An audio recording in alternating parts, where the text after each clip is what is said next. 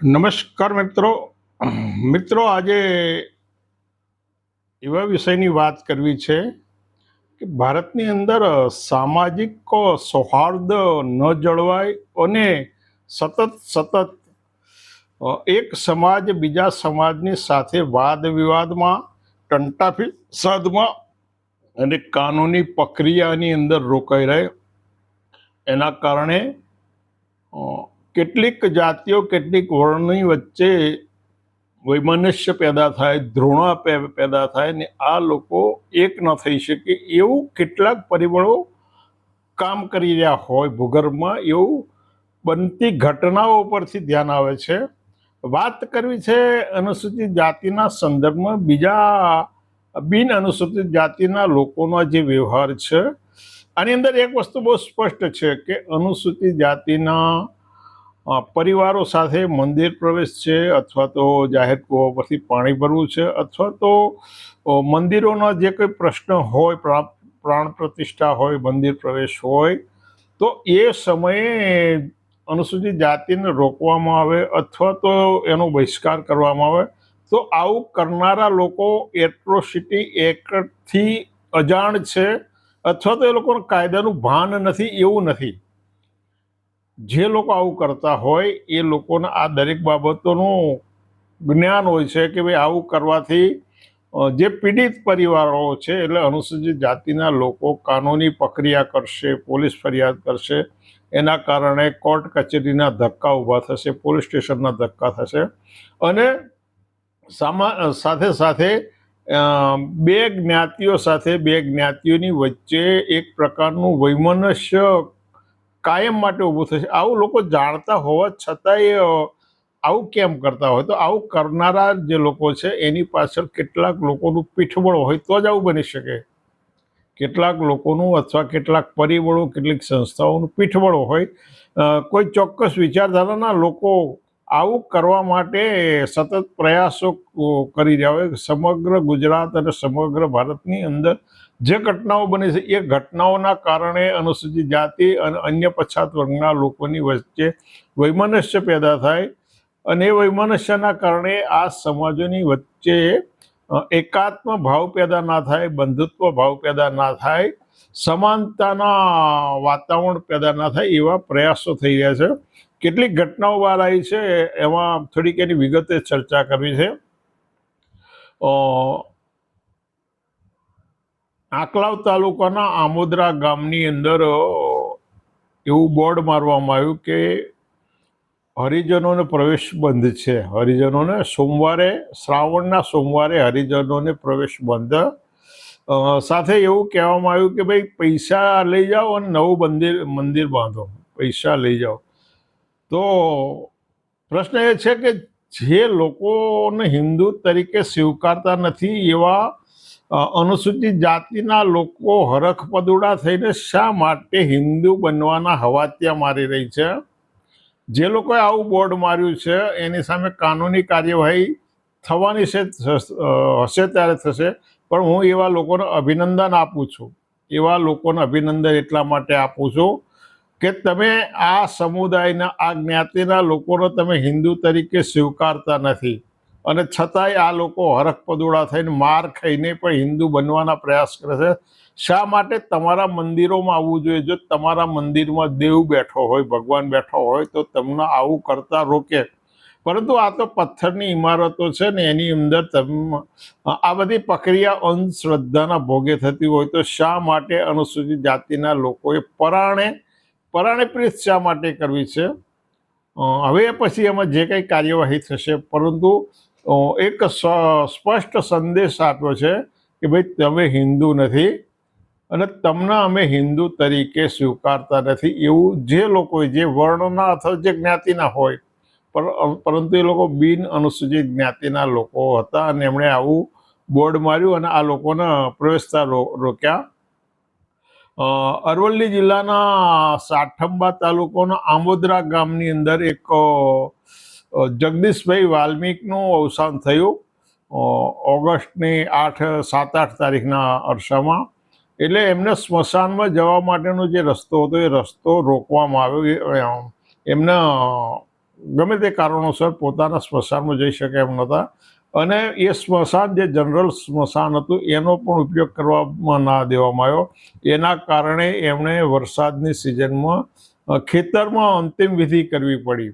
આ અનુસૂચિત જાતિના નાગરિક સાથેનો આ વ્યવહારના કારણે પોલીસ ફરિયાદ થઈ, અને એના કારણે વળી પાછું પડ્યા ઉપર પાટું પાછું એમનો સામાજિક બહિષ્કાર કરવામાં આવ્યો. શું કરવામાં આવ્યું? એક તો તમે એના અનુસૂચિત જાતિના નાગરિકને એક બાજુ હિન્દુ વસ્તીનો સંખ્યા વધારવા માટે તમારે હિન્દુ ગણવા છે, પરંતુ વ્યવહારમાં જ્યારે હિન્દુ તરીકે વ્યવહાર કરવામાં આવ્યો તો સ્મશાનનો ઉપયોગ નથી કરવા દેવો. માનો કે આ સ્મશાનની અંદર વાલ્મિક સમાજ અથવા અન્ય કોઈ પણ સમાજના મૃતદેહનો અગ્નિ સંસ્કાર આપવામાં આવે તો એનાથી શું થઈ શકે, કેવા અનિષ્ટ પેદા થાય, એના કારણે કઈ ધરતી તૂટી પડે છે અથવા તો કયા નુકસાનો થાય છે.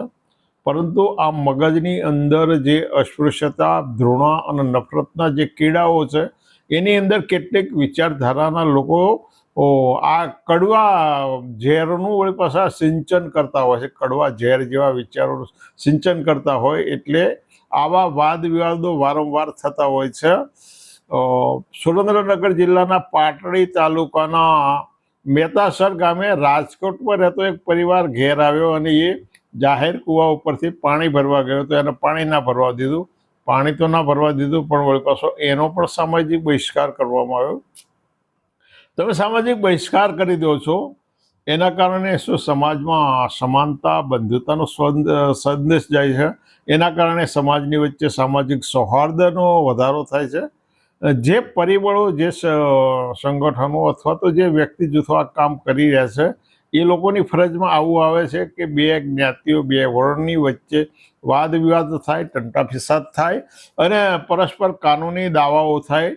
કેમ આ પરિબળો બહાર આવી અને આ બે સમાજ, બે વર્ણની વચ્ચે માનસિક સંતુલન પેદા થાય, માનસિક સમાનતા પેદા થાય, એવા પ્રયાસો કેમ નથી કરતા? નહીં, પણ ચોક્કસ પરિબળો એ દિશામાં કામ કરી રહ્યા છે કે ચોક્કસ વર્ણ અને ચોક્કસ જ્ઞાતિના લોકોની વચ્ચે સામાજિક સમાનતા અને સામાજિક બંધુતા ભાવ પેદા ના થવા જોઈએ, પરંતુ એમની વચ્ચે તણાવ રહે, એમની વચ્ચે પરસ્પર વૈમનસ્ય રહી, પરસ્પર વાદ વિવાદ અને કાનૂની પ્રક્રિયા રહી. તો આવા લોકોને જુદા રાખી અને વિભાજનની પ્રક્રિયાને વધારે આગળ વધારી શકાય. એપ્રિલ 2026માં જુનાગઢ જિલ્લાના વિસાવદર તાલુકાના ભૂતડી ગામે રામજી મંદિરનું જીર્ણોદ્ધાર હતો, ત્યારે અનુસૂચિત જાતિના લોકોને ભોજન સમારંભમાં એમ કહેવામાં આવ્યું કે તમારે તમારા વાસણો લઈને આવવાનું છે. પણ આ ખાવા જનારા લોકો શું દાન ભૂખ્યા? શા માટે તમારે જવું જોઈએ? તમને તમારા ઘરમાં પેટ ભરાય એટલું અન્ન નથી મળતું. અપમાનિત થઈ તમારા સ્વમાનને ગીરોમાં મૂકી અને માત્ર શરીરના જે પેટનો ખાડો છે એની અંદર પેલા સ્વાદહીન અને સ્વમાનહીન કોળિયા ભરવા માટે જ જવાનું છે ને. તમારા પેટની અંદર સ્વમાનહીન અને સ્વાદહીન કોળિયા નાખી અને એક પેટનો ખાડો પૂરવા જ જવાનું છે ને. શા માટે આવું ભોજન આરોગવું જોઈએ? આ વિચારવા જેવી બાબત છે. સાબરકાંઠા જિલ્લાના તલોદ તાલુકાના રૂપાલ ગામની અંદર અનુસૂચિત જાતિના કેટલાક પરિવારોએ હિજરત કરવા માટે કલેક્ટર અને બીજા સત્તાવાળાઓને થોડાક સમય અગાઉ રજૂઆત કરી અને સત્તાવાળાઓએ પાછા ગામની મુલાકાત લીધી અને પછી શું થાય, એકબીજાને વાતોથી સમજાવટ કેટલાક સમય પૂરતી, કેટલાક સમયગાળા પૂરતી, વાતાવરણ ઉગ્ર હોય ને એટલા પૂરતી, એ પછી જે એમની જે માનસિકતા છે ને એની અંદર કાંઈ પરિવર્તન નથી આવવાનું.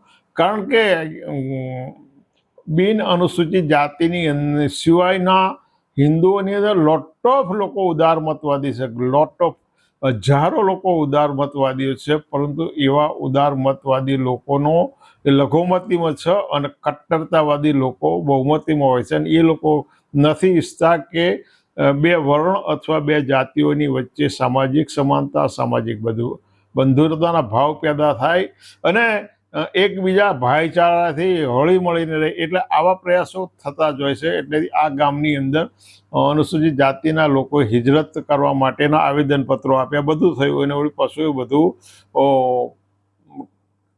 થોડા સમય માટે ઠંડુ પડ્યું, પણ એ વસ્તુ એ પ્રક્રિયા પછી કાંઈ સંપૂર્ણ નાશ પામશે એવું નથી. એટલે આ બાબતો ખૂબ વિચારવા જેવી છે.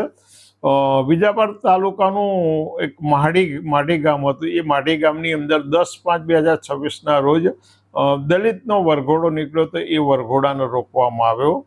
એટલે આ બધી જે પ્રક્રિયાઓ છે, 5 ઉદાહરણો આપ્યા, એ 2026ના વર્ષની અંદર બનેલા છે. આ મૃદુ અને મક્કમ સરકારના શાસનની અંદર બનેલા આ બનાવો છે. અને અનુસૂચિત જાતિ પ્રત્યેની ધૃણા, નફરત અને વેરઝેરના આ જાગતા પુરાવાઓ છે. ધૃણા, નફરત, વેરઝેરના જાગતા પુરાવાઓ છે. અને આનાથી આ સમાજનું, આ રાજ્યનું કઈ રીતે કલ્યાણ થાય, અને આવા આધારો સાથે તમે ગુજરાત મોડેલનું સર્જન કરી રહ્યા છો. ગુજરાત મોડેલ એટલે ગુજરાત મોડેલ જે સમગ્ર ભારતમાં રજૂ કરવામાં રહ્યું છે, એ આ જ મોડેલ છે કે આ સિવાયનું બીજું મોડેલ ખરું? આ બહુ વિચારવા જેવી બાબત છે. એટલે મિત્રો, તમને આ બાબત વિચારવા જેવી લાગતી હોય, આની ઉપર મનોમંથન કરવા જેવું લાગતું હોય તો કરજો. પણ મેં જે રજૂઆતો કરી છે એકદમ આધારભૂત બાબતો છે. ક્યાંય કોઈ વ્યક્તિ, કોઈ સંસ્થા, કોઈ સરકારની બદનક્ષી થાય અથવા તો આની અંદર કોઈ પણ ખોટી રીતે ગેરસમજથી કોઈ વિગત રજૂ કરી હોય એવું પણ તદ્દન 100% તથ્યો આધારિત, સત્ય આધારિત હકીકત છે. માટે વિચારો શું કરવું, શું ન કરવું. કારણ કે જે લોકો ઝેરનું વાવેતર કરી રહ્યા છે, એમનો ધંધો કરી રહ્યા છે. એમણે એમની વેરઝેરની વાડીઓ વધારવી છે. સમાજ ભલે ખાડામાં જાય પણ એમના ધંધા ચાલે, એમની પેઢીઓ ચાલે, એના માટેના એમના પ્રયાસો છે. એટલે આપણે સમજવાની વસ્તુ છે કે કોણ શું કરી રહ્યું છે, આપણે શું કરવું. તમે તમારી રીતે વિચારજો તમારે શું કરવું જોઈએ. ફરી મળીશું. આવજો.